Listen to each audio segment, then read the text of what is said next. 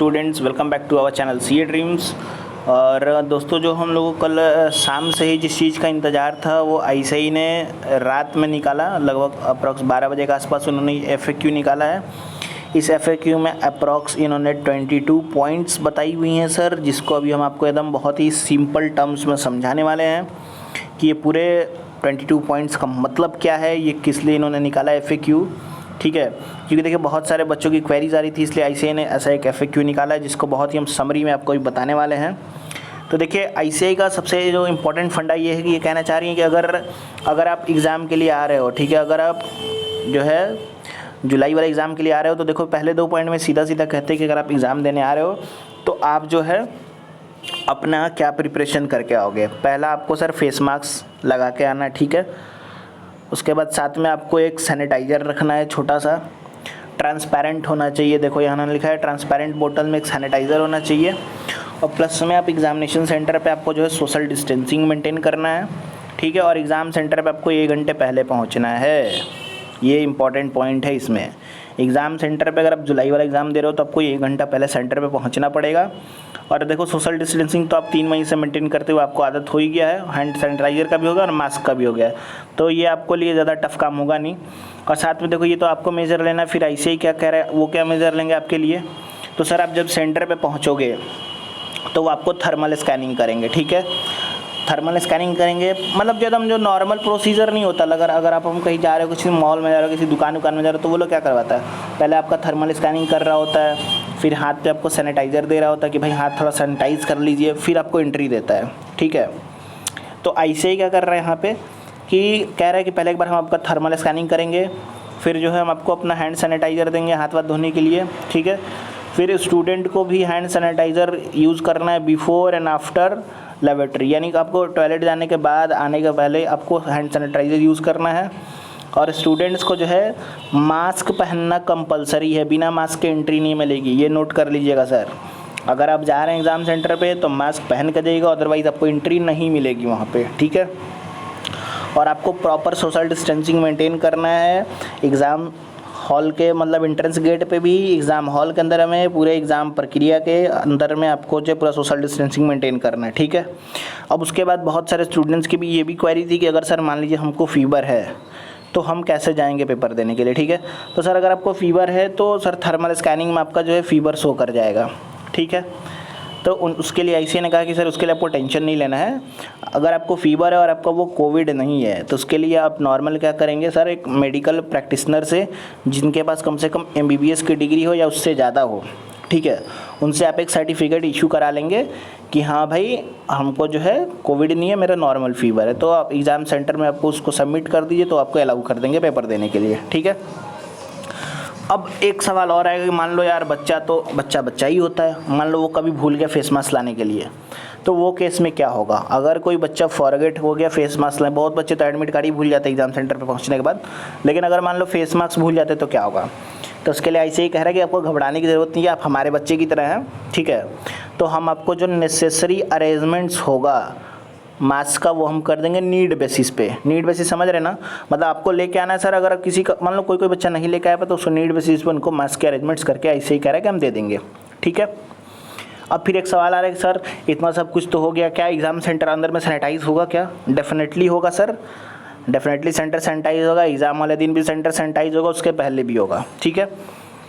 उसके बाद proper arrangements भी होगा, हर जगह आपको सैनिटाइज़र मिल जाएगा एग्ज़ाम सेंटर पे, एग्ज़ाम हॉल के अंदर में, वॉशरूम में, या जितना भी प्रोमिनेंट प्लेसेस होगा हर जगह आपको सैनिटाइज़र मिल जाएगा। यानी ऐसे ही पूरी तैयारी कर रही है यहाँ पे, ठीक है। फिर आईसीएआई, अब फिर आपके दिमाग में होगा कि सर जो एग्ज़ाम लेने वाले आएंगे क्या उनको भी ये सब प्रिकॉशनरी लेना पड़ेगा। डेफिनेटली लेना पड़ेगा सर, जो भी वहाँ पे एग्ज़ाम फंक्शनरी होंगे सबको जो है नेसेसरी प्रिकॉशन लेना है कोविड-19 के लिए, क्योंकि सर ये तो संक्रमण है ना, एक आदमी से दूसरे आदमी फैलता, जरूरी थोड़ी बस स्टूडेंट ही फैला सकते हैं, ये एग्जामिनर भी तो फैला सकते हैं ना, तो सबको नेसेसरी है। अब फिर एक क्वेश्चन जो सबसे ज़्यादा हिट कर रहा था मार्केट में कि ओल्ड कोर्स वालों का क्या होगा, लाइक अगर वो ऑप्ट आउट करते हैं तो उनको मिल रहा है, या ये वाला एग्ज़ाम दे रहे हैं तो भी मिल रहा है। तो सर देखो आईसीएआई ने क्लियर कर दिया सबके लिए एप्लीकेबल है, जो ऑप्ट आउट कर रहे हैं या नहीं कर रहे कोई फ़र्क नहीं पड़ता है, उनको एक अटेम्प्ट का एक्सटेंशन यहाँ पर मिल गया है, ठीक है। दूसरा सवाल था फाइनल ओल्ड कोर्स वालों के लिए, तो देखो उनका सीधा सीधा जवाब है कि जो नवंबर अटैम्प्ट है वो देखो ये लिख तो नहीं रहे कि लास्ट अटैम्प्ट है, लेकिन उसको लास्ट मान के चल रहे हैं हम लोग। कह रहे हैं कि देखो हम 6 अटैम्प्ट दिए थे, काउंसिल जो आखिरी बार डिसाइड हुआ था, ठीक है। अब अगर वो ऑप्ट आउट करते हैं तो जो ऑटोमेटिकली जो एक्सटेंशन का जो एग्जामिनेशन साइकिल है वो मई 21 में उनका चला जाता है, ठीक है। 6 अटैम्प्ट में से अगर एक अटैम्प्ट यहाँ पे ऑप्ट आउट कर जाते हैं तो वो तो शिफ्ट हो गया ना उनका, तो मई 21 उनके लिए लास्ट अटैम्प्ट हो जाएगा। और जो ऑप्ट आउट नहीं कर रहे हैं उसके लिए एग्जामिनेशन कमेटी जो है वो सेंड कर दिया रिकमेंडेशन काउंसिल को, तो जो भी नेसेसरी सपोर्ट होगा वो स्टूडेंट्स को दिया जाएगा वो टाइम पे, ठीक है। अब एक सवाल और है कि मान लो कि नवंबर वाला जो एग्ज़ाम होगा क्या वो नवंबर में होगा कि दिसंबर में होगा, तो उस पर ICAI कहता है कि भैया अगर सक्सेसफुल कंक्लूज़न अगर मेरा निकल जाएगा मई 20 एग्जामिनेशंस का एज़ पर जो शेड्यूल अनाउंस है उसमें, ठीक है, तो जो नवंबर का एग्ज़ाम साइकिल होगा वो हमारा फर्स्ट वीक ऑफ दिसंबर से कमेंस हम कर सकते हैं, ठीक है सर। ये कह रहे हैं वो कि फर्स्ट वीक दिसंबर से वो चीज़ को हम कमेंस कर पाएंगे। उसके बाद कहते हैं कि what will happen if the residence of any students come under containment, मतलब अगर मान लो कोई, मान लो हम हैं, मान लो कि हम तो एग्ज़ाम भर दिए थे कि मेरे को जुलाई में पेपर देना है, लेकिन मेरा एरिया क्या हो गया आ गया कंटेनमेंट जोन में। अभी तो फिलहाल मेरा एरिया रेड जोन के अंदर में है, लेकिन मान लो अगर पूरा मेरा एरिया कंटेनमेंट जोन में आ गया पूरा, ठीक है, तो वो केस में क्या होगा, अब तो हम पेपर देने नहीं जा पाएंगे और हमने ऑप्ट आउट भी नहीं करा था, जुलाई का ही करा था। तो उस केस में ऐसे ही करता है कि वो कुछ टेंशन नहीं लेना है, आप सिंपली क्या करोगे ऑप्ट आउट का ऑप्शन में जाओगे और वहाँ पे कॉपी डाल दोगे किसका, जो भी नोटिफिकेशन या जो भी ऑर्डर होगा, ठीक है, कॉम्पिटेंट अथॉरिटी के द्वारा, यानी आपके एरिया का अथॉरिटी तो एक नोटिफिकेशन तो ज़रूरी ऑफिस करे मतलब डालेगी, नोटिफिकेशन इशू करेगी कि हाँ भाई ये आ रहा है एरिया कंटेनमेंट जोन में, तो उसकी एक कॉपी जो है आप वहाँ पे सबमिट कर देना, ठीक है। ऑनलाइन ही सबमिट होगी, ऑफलाइन कोई प्रोसीजर नहीं हो रहा अभी, ठीक है, तो आपका ये काम हो जाएगा। उसके बाद सर अगर मान लो ये तो आपका हो गया कि अगर स्टूडेंट आ गया कंटेनमेंट जोन के अंदर में तो वो क्या करेगा, तो चलो वो ऑप्ट आउट कर लेगा और वो अपना डाल देगा। अब अगर एग्ज़ाम सेंटर ही आ गया पूरा कंटेनमेंट जोन में तो वो केस में ऐसे ही क्या करेगा, ये 11 नंबर पॉइंट में ऐसे ही कह रहा है कि देखो सर वो केस में ऐसे ही क्या करेगा, वो कहता है कि हम कोई नियर बाई सेंटर को लेंगे जो नॉन कंटेनमेंट जोन में होगा, ठीक है। अगर ऐसा इशू आता है कि जो एग्जामिनेशन सेंटर है वही कंटेनमेंट जोन में आ जा रहा है तो वो केस में ऐसे ही कहता है कि हम कोई नॉन कंटेनमेंट जोन की जो एग्जामिनेशन सेंटर है जो नियर बाई में होगा तो हम उसको ले लेंगे, ठीक है। और अगर मान लो नियर बाई में कोई सेंटर नहीं है, अगर सेंटर नियर बाई में है ही नहीं तो वो केस में सारा जो स्टूडेंट है वो शिफ्ट हो जाएंगे किस में, नवंबर 20 के एग्जामिनेशन साइकिल के अंदर में, और उसके साथ में जो भी उनके बेनिफिट्स होंगे सब कैरी फॉरवर्ड हो जाएंगे, चाहे वो फ़ी बोल लीजिए चाहे वो एग्जाम्शंस बोल लीजिए, सब कुछ जो है कैरी फॉरवर्ड हो जाएगा वहाँ पे, ठीक है। फिर सर पॉइंट नंबर 12 में बात करते हैं कि क्या होगा कि अगर मान लो कोई पर्टिकुलर सिटी है वहाँ पे बहुत ज़्यादा कोरोना के केसेस है, ठीक है, तो वो केस में मतलब वहाँ पे एग्जामिनेशंस कंडक्ट नहीं हो पा रहे तो वो केस में क्या होगा, तो कहते हैं ऐसे ही कि जो वहाँ के जितने भी सारे स्टूडेंट हैं जो अपीयर हो रहे थे वो सिटी के अंदर में तो सबको सर शिफ्ट कर दिया जाएगा नवंबर 20 एग्ज़ाम साइकिल में, और उसके साथ में जो भी इनके बेनिफिट्स है सब कुछ दे दिया जाएगा, ठीक है। यहाँ तक आप लोग चीज़ समझ गए। मतलब अगर आप रेड जोन में आते हैं तो आप मतलब आपको कंटेनमेंट जोन में आते हैं तो आप नोटिफिकेशन डालो और नवंबर में शिफ्ट कर लो।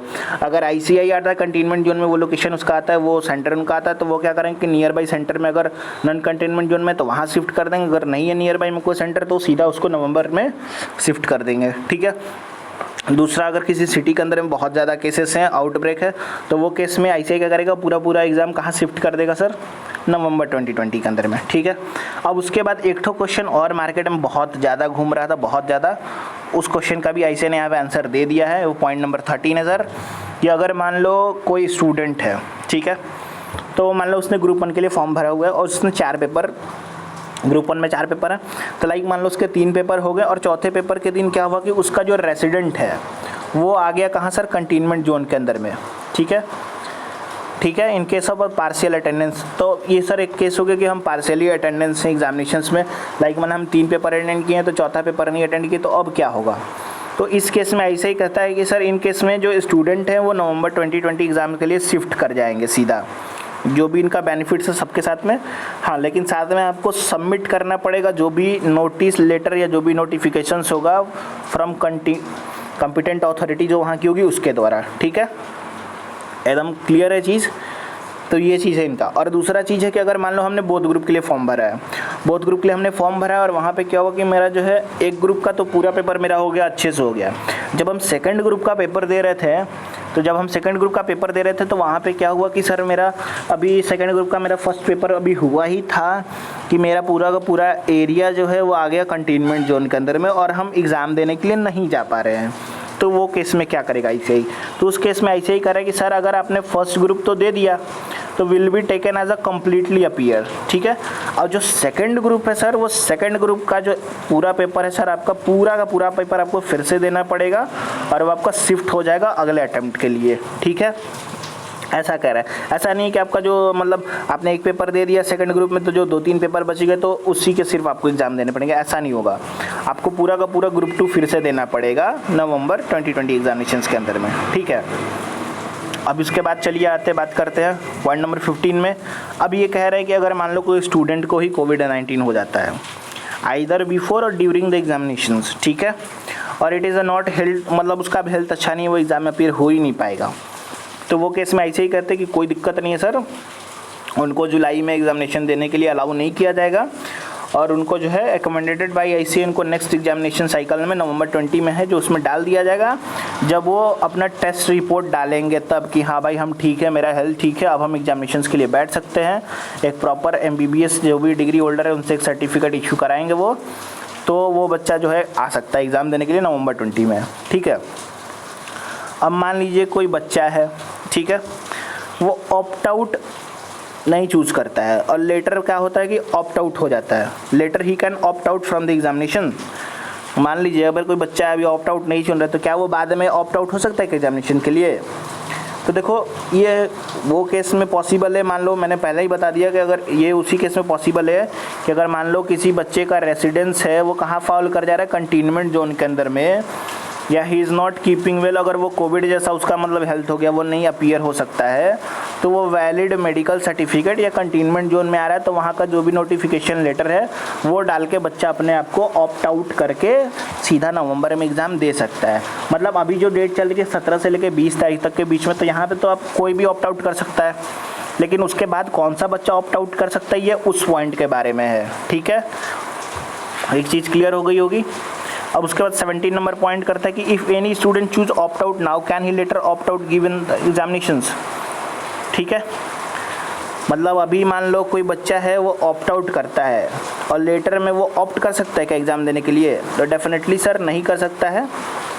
मतलब ये चेंज अभी ले सकते हो आप ये 17 से 20 के अंदर में, उसके बाद ये भी आपका परमिट नहीं होगा। मतलब एक बार आप कह दिए कि नहीं भाई हम तो नवंबर में एग्ज़ाम देंगे, फिर आप करो नहीं हम तो अब जुलाई में देंगे, तो वो पॉसिबल नहीं है। मैंने लास्ट वीडियो में बताया था कि एक बार जो आपने ले लिया दैट विल द फाइनल आपका हो जाएगा, ठीक है। अब यहाँ पे फिर कह रहे हैं 18 नंबर में अगर कोई स्टूडेंट है ऑप्ट आउट चूज़ कर रहा है तो लेटर अगर मान लो कि इंस्टीट्यूट जो है एग्जामिनेशन को पोस्टपोन्ड कर दे रहा है तो उस टाइम में रेमेडियल एक्शन क्या होगा? अब मान लो मतलब ICI ही पोस्टपोन्ड करे तो वो केस में तो भाई पूरा का पूरा एग्ज़ाम ही आपका नवंबर में शिफ्ट हो गया, वहाँ तो कोई कथा कहानी है ही नहीं, ठीक है।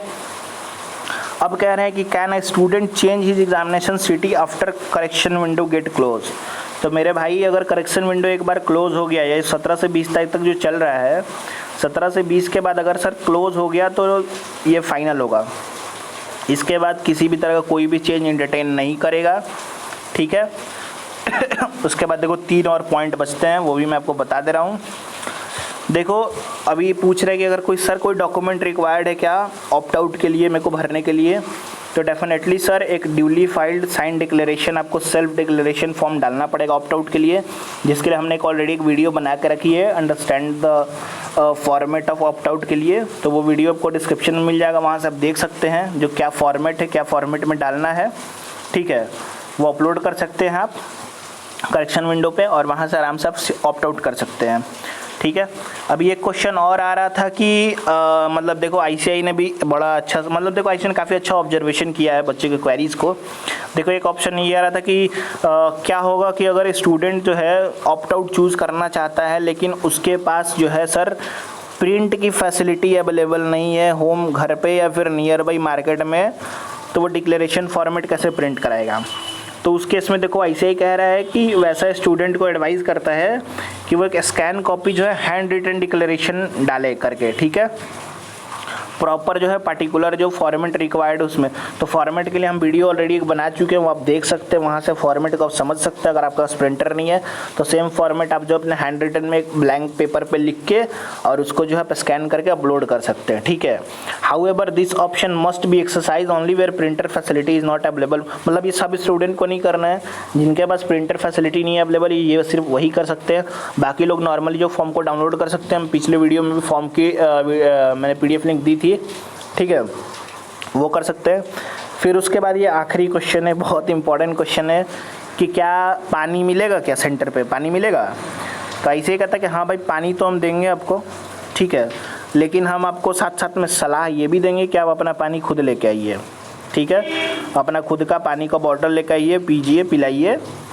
अब इसके बाद भी ऐसे ही कहता है कि मैंने यार 22 पॉइंट बता दिए यार, इसके बाद भी अगर आपको लगता है कि नहीं अभी भी मेरा कोई क्वेरी रह गया है, उस क्वेरी का मुझे जवाब नहीं मिला है, तो उसके लिए सिंपली आप एक ICAI को मेल डाल सकते हैं। उनके लिए इन्होंने अलग से एक मेल ID डाली है, my2020exam@ICAI.in पे। तो ये इनका मेल ID है, इसको वेबसाइट मत समझ लीजिएगा, ये मेल ID है। अपने Gmail से जाके इस मेल ID पे आपका जो भी क्वेरी होगा उसको मैसेज कर दीजिएगा और ICAI इसका जवाब देने के लिए प्रतिबद्ध है, आपको देगी भी, ठीक है सर। अगर वीडियो पसंद आई हो, समरी समझ में आई होगी पूरी कहानी की, तब एक बार वीडियो को लाइक दे दीजिएगा सर, और अपने दोस्तों के साथ भी शेयर कर सकते हैं। Thank you sir, thanks for watching.